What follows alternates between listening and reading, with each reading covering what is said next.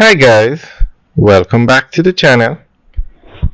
Today we are going to talk about a reverse osmosis grant that the government received. Now the government received $61 million from the US government to work on reverse osmosis.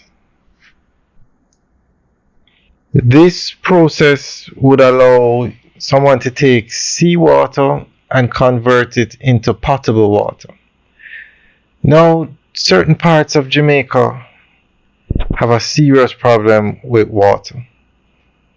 For instance, a town as large as Negril, a tourist town in Jamaica, has water issues. Now, the government is building water treatment plants and they're building pipelines to get the water from the river to the water facilities in the town, but that's going to take time.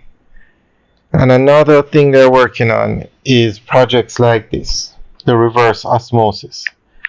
So we're going to go through an article that gives more information on what they're doing with the reverse osmosis. The National Environment and Planning Agency will be undertaking a study on the impact of reverse osmosis technology, which is a purification process that can be used to transform seawater into potable water. Reverse osmosis is a multi-stage water filtration process that is used to remove up to 99.9% of contaminants such as dissolved salts, chemicals, unwanted minerals, and biological substances from seawater. The resulting filtered water would thereafter be deemed fit for domestic use.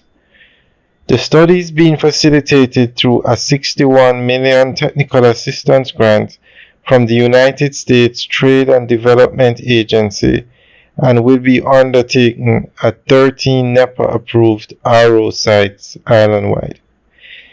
It will also examine RO systems being utilized in at least 4 international jurisdictions to determine whether best practices in these territories can be adopted in Jamaica at the industrial or municipal scale and inform the permit process. The undertaking was formalized during a grant agreement signing ceremony at the local agency's Caledonia Avenue office in Kingston. USTDA is the US government's overseas project preparation agency.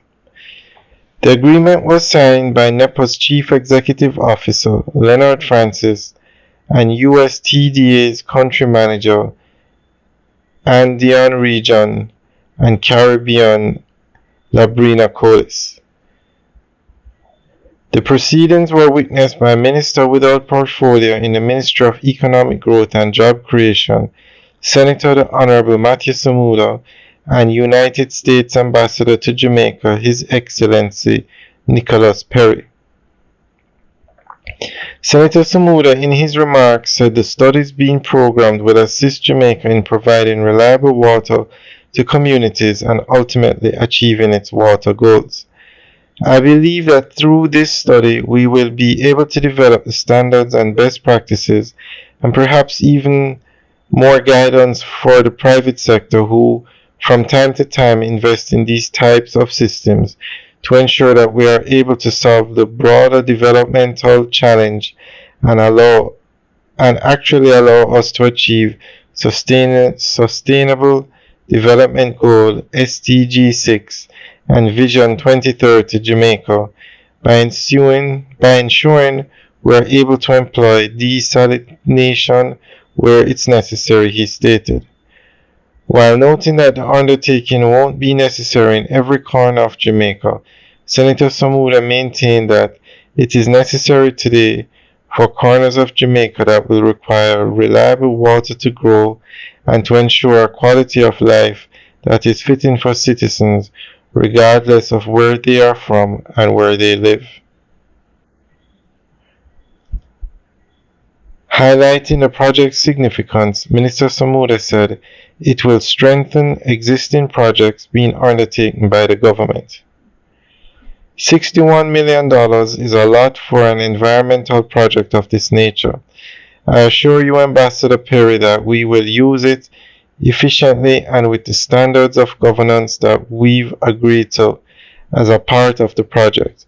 But this is incredibly important for Jamaica to bring all the factors necessary to make desalination a reality at a national scale, he emphasized.